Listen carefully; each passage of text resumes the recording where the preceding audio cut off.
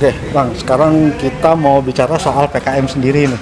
Membawa amanah. Iya, membawa amanah ya. Ya. Jadi diganti nih ya, membawa amanah ya. Diganti membawa amanah. Jangan disingkat. Jangan disingkat ya, ntar jadi stres. Jadi stres. Oke, apa sih latar belakang atau motif dibentuknya tim ini, Bang? Apa sih yang melatar belakangi dibentuknya tim ini? Jadi pembawa amanah yang emang dibentuk oleh tim driver engagement yang kita sebagai Gokilat ini dibawahi naungi oleh DEJA Kimsel gitu kan, Jakarta Timur dan Selatan untuk Gokilat ini, dan di Prakasai kita udah masuk ke dalam lingkup tim logistik internalnya.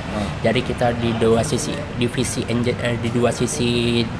divisi logistik dan driver engagement. Dan kita terbentuknya sebagai pembawa amanah ini yang sebelumnya PKM ya, itu sebagai penyambung dua sisi antar manajemen dan driver gitu, menyambung dua sisi antara manajemen dan driver. Di situ kita menyampaikan amanah-amanah informasi apa yang emang manajemen butuhkan di lapangan seperti apa. Mungkin sebagai gini loh, sebelum ada hal seperti kayak gini kita nggak transparansi terkait informasi yang ada di manajemen seperti apa, Apa yang terjadi di dalamnya, apa yang emang ditugas yang sedang diinfokan kelanjutannya untuk ke depannya. Jadi kita mitra hanya meraba-raba aja nih. Iya, dulu mitra hanya meraba-raba aja. Kok tiba-tiba ini kena suspend nih, salah apa nih gitu kan. Nah, sebagai pembawa amanah, kita mendapatkan informasi langsung dari manajemen, kita menyampaikan ke lapangan gitu kan, secara door to door. Kita datang ke kopdar, kita datang ke dalam suatu pertemuan yang emang berkumpul dengan tim rekan-rekan mitra sama mitra, dan kita informasikan sebagai pembawa amanah informasi apa yang emang ada di atas, dan informasi yang disampaikan oleh pembawa amanah itu Insya Allah dipastikan valid gitu kan. Insya Allah dipastikan valid karena emang itu tugas kita, informasinya itu. Nah, itu baru satu sisi di mana dari manajemen sampaikan ke bawah. Sisi lainnya kan tadi saya bilang menyampaikan dua sisi kan, antara manajemen dan mitra ke manajemen. Dan yang sisi kedua adalah dari mitra ke manajemen. Keluhan apa sih yang di lapangan yang ada gitu. Dari hal seperti kayak gini nanti mungkin dari tim manajemen bisa lebih cepat dan lebih tanggap untuk menyelesaikan suatu permasalahan di lapangan. Jadi dari kemitraannya ini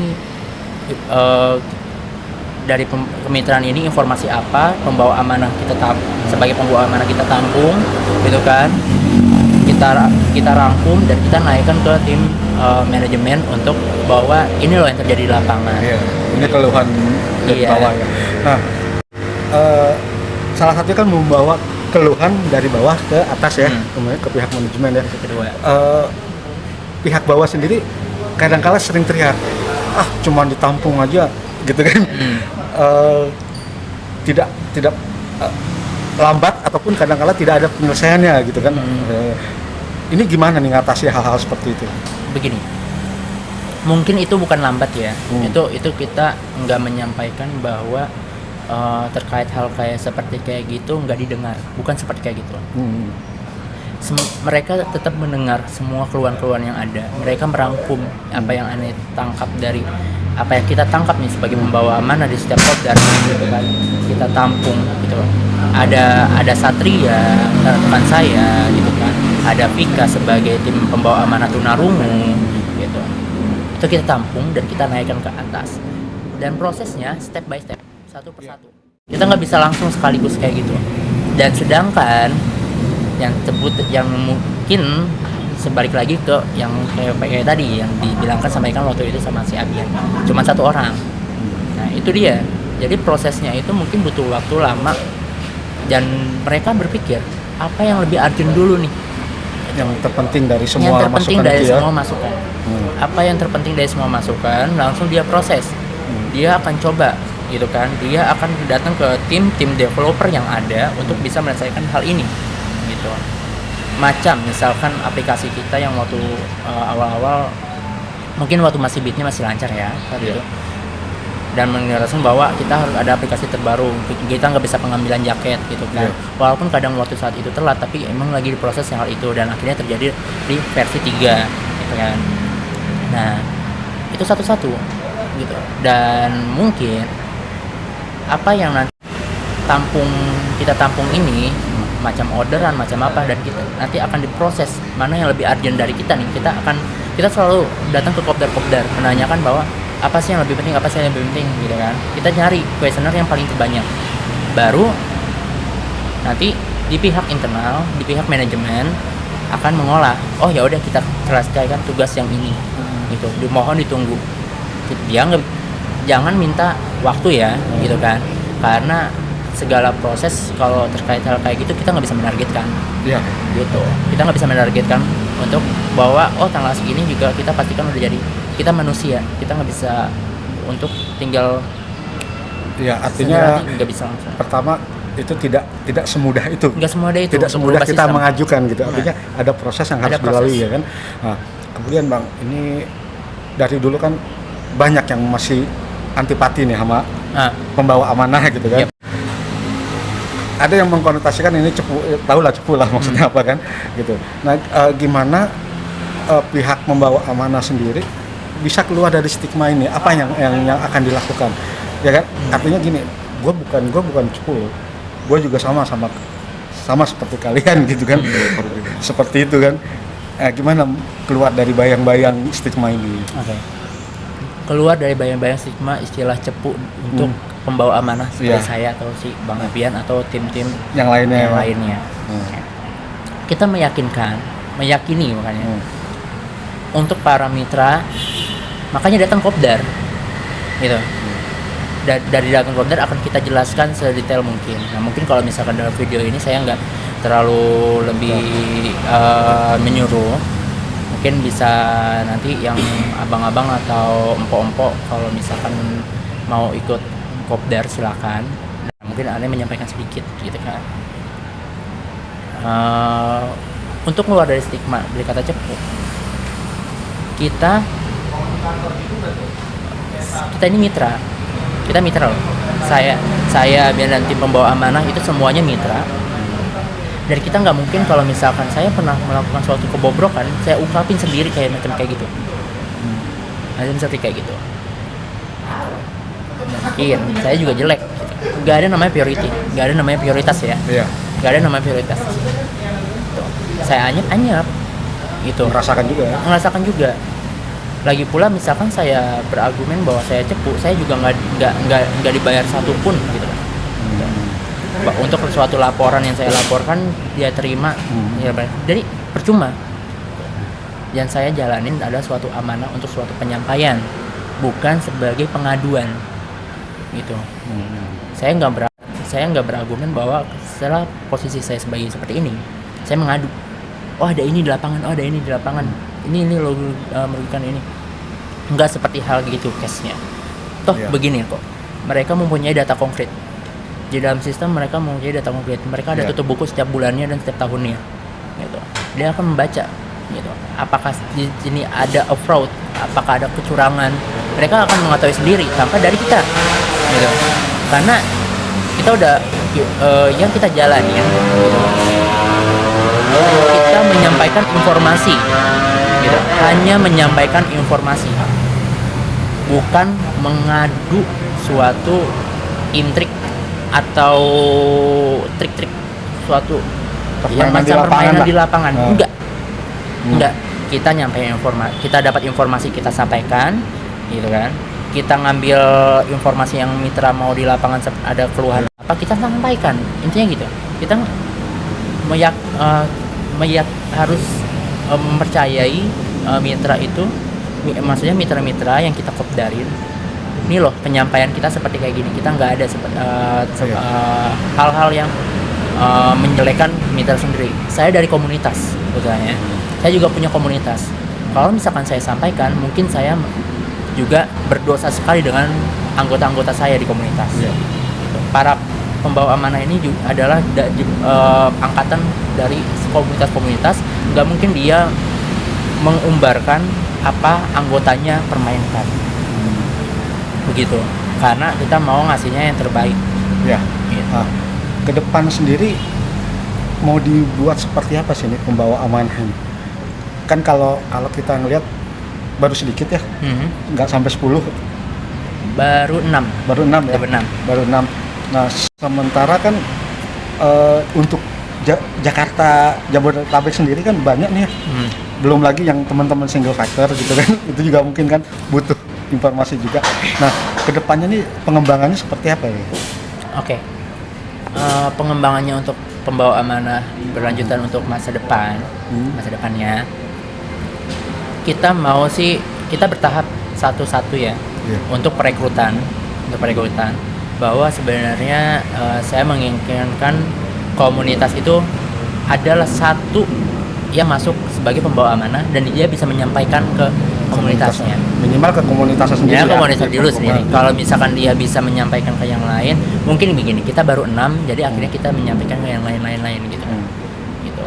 Jadi kalau insya Allah kalau misalkan ada pembukaan kuota kembali gitu kan untuk pembawa amanah ini gitu, kita open lah gitu. Dan kita saat ini kemarin kita selalu open, cuman masih ada yang stigma seperti kayak gitu yang menganggap bahwa masuk seperti kayak gini macam berat hati gitu kan. Entah itu dia emang ibaratnya kontra dengan suatu manajemen, atau mungkin dia sibuk dengan pekerjaan gitu kan, atau emang dia gue ngurus komunitas dulu ya, saya nggak bisa ngurus komunitas lain gitu kan, karena kita sebagai pembawa amanah kita juga nyampein ke komunitas lain, datang ke setiap kopdar kayak gitu kan, gitu kita udah sampaikan terkait macam seperti itu. Ada yang terjadi gimana perekrutan. Jadi gini, yang saya udah pernah nonton yang terakhir upload itu, ada gak pemilihan pembawa amanah itu secara terbuka? Bukan secara terbuka, klasifikasi kan, itu nggak ada sebenarnya. Siapa yang mau mengorbankan waktu untuk bisa datang suatu agenda rapat acara dan dia bisa menyampaikan suatu informasi ke lapangan, merelakan waktu ngebitnya atau keluarganya lah, sampai keluarganya loh gitu kan, silakan gitu. Kita nggak melarang untuk dia masuk ke bagian ke pembawa amanah. Cuman waktu saat pembukaan ini ada macam yang seperti kayak gitu gitu kan. Ada yang masih sentimen sama manajemen gitu kan, masih kontrak sama manajemen, masih dia fokus sama komunitas, ataupun masih dia fokus sama pekerjaannya gitu. Dan mungkin nanti kalau misalkan ke depan ada rekrutan baru, mungkin emang kita akan terbuka ke para komunitas siapa aja yang mau, dan mungkin ini nanti perbukanya terbatas gitu, masih terbatas. Dan mungkin yang kedua terkait masalah ke single factor. Kita udah mau ngejalanin program terkait masalah di single factor itu seperti apa. Kita mau ada kopdar terbuka, cuman kita masih belum menjalankan proyek tersebut, masih bahas lebih lanjut di mana nanti single factor itu kita buat grup gitu kan. Tapi kita nggak mau langsung single factor doang sih, mungkin yang komunitas yang mau masuk silakan. Kita mau bikin grup terbuka di ranah itu bukan suatu wadah, itu bukan suatu komunitas. Itu grup pembawa amanah dari kita, itu masuk, nanti kita lemparin jadwal kopdar dari kita gitu. Jadi kita punya kopdar, silakan yang mau datang. Artinya terbuka ya buat siapa aja ya. Jadi kita nggak mau ada stigma lagi terkait masalah pelit info gitu. Soalnya toh kita punya rekam jejak kok, kita punya record, kita punya absensi kopdar mana aja kita jalanin gitu. Kita udah jalanin kurang lebih sampai lebih 100 kopdar, kopdarin lebih dari 1000 pasang mata. Ya, ini terkait ke absen itu ya. Soalnya juga ada ketakutan teman-teman ketika mengabsen. Padahal itu juga mungkin buat membawa amanah, itu buat data ya. Tapi teman-teman antar nomor gua ketahuan, entar bisa di ini gitu kan. Entah banned atau apa, pokoknya ada kecurigaan seperti itu. Sebenarnya gimana ya? Untuk absensi itu sebenarnya cuma data doang, gitu kan. Berapa banyak kita kopdar, kita naikin ke atas bahwa kita nih mengkopdarkan ini loh hasil kita kopdar bahwa kita nih penyampaian kita secara menyeluruh bisa. Mungkin sebenarnya itu sebagai achievement kita bahwa jumlah kita nih udah ada. Sebenarnya juga data juga untuk di kita nih pembawa amanah, kita udah ngopdarin berapa orang, kita udah ini. Itu enggak, dan nomor tersebut kan itu yang menyantumkan nomor aplikasi, nomor Gojek, nomor sesuai aplikasi. Itu nggak akan ditumbal cross check lebih lanjut di dalam, kagak. Itu cuma sebagai data doang gitu. Nah, mungkin kalau misalkan ada acara atau seperti apa, data-data tersebut nanti mungkin kita bisa random, kita undang untuk suatu acara. Data itu bisa di-random, bisa diundang. Karena itu menjadi momok sendiri ya buat teman-teman. Itu pokoknya nggak absensi kayak gitu, nggak didata kok. Maksudnya misalnya gini, data kita tapi nggak didata sampai ke internal, dia akan ngecek akun apakah kayak gitu, itu nggak ya, itu cuman buat data kita udah berapa kali kopdar, kita udah ngopdarin berapa orang, kita cuman buat laporan bahwa kayak seperti ini loh kita kopdar kita, udah. Data itu cuman akan dikumpulkan sebagai database, bukan sebagai istilahnya apa, untuk ngorek lebih jauh akun orang-orang itu ya. Iya, pokoknya nggak sampai segitunya. Soalnya per 2 minggu itu kita selalu laporan adalah per 2 minggu.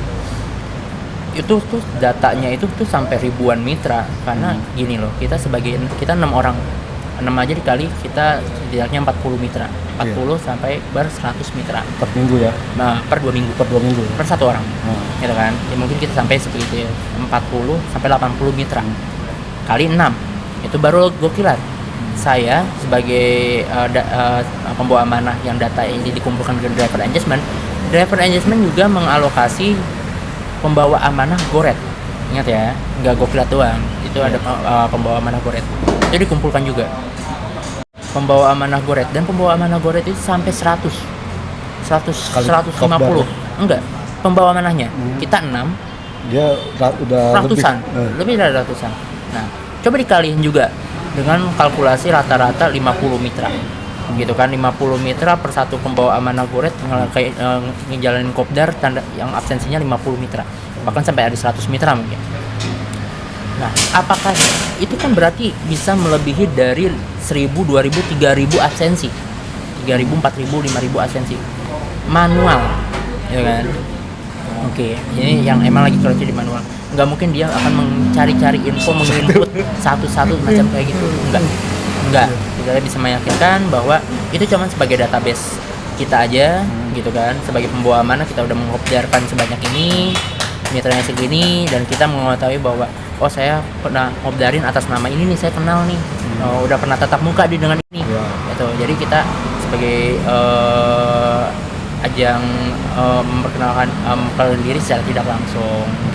Oh saya kenal nih, kayaknya nih nomor sekian, udah pernah aneh kopdarin nih, gitu kan. Gitu. Oke, Bang, terima kasih ya obrolannya hari ini. Harapannya sih mudah-mudahan bisa jadi pencerahan lah ya buat teman-teman yang lain, bahwa semoga tidak ada kecurigaan lagi tentang kopdar yang dihadiri oleh para penjaga pembawa amanah ini, ya kan. Dan kita bisa lebih terbuka lagi ya, kalau emang kita butuh informasi ya silakan hubungi para penjaga amanah ini. Nah, ya kan? Jadi mungkin ada tambahan sih ya, untuk mendapatkan suatu informasi yang valid untuk di informasi Gojek ya khususnya. Itu udah pernah saya naikkan terkait 4 langkah informasi valid yang mungkin kita dapatkan di Gojek. Gitu kan. Yang pertama adalah driver blog Gojek. Gitu. http://strip 2 kali www.driver.go-jack.com, gitu kan. Itu yang pertama, driver blog Gojek. Yang kedua adalah pesan blast. Ya, ada pesan blast yang mungkin sejak minggu di aplikasi kayak itu ada informasi yang masuk kayak gitu. Yang ketiga adalah menu bantuan. Nah ini menu bantuan mungkin ada proses upgrade nanti ya di menu bantuan informasi seperti apa gitu bantuan-bantuan. Mungkin gue lihat lagi diperkembangkan ya gitu kan. Itu yang ketiga. Yang terakhir adalah kopdar dengan pembawa amanah gitu. Karena pembawa amanah kita nyampaikan langsung informasi yang memang benar-benar dari atas gitu. Jadi ada 4 langkah intinya itu aja. Boleh mempercayai informasi yang di luar seperti WhatsApp atau bagaimana, cuman butuh cross check aja dulu atau mungkin untuk kevalitannya ya. Jangan langsung matang-matang menelaah bahwa informasi ini valid. Nah, Anda dapat informasi valid ini dari apa? Jangan melakukan argumen sendiri. Kalau misalkan kenal dengan tim pembawa amanah, bisa tanyakan langsung atau bisa mungkin kita ada fanpage-nya di pembawa amanah, mungkin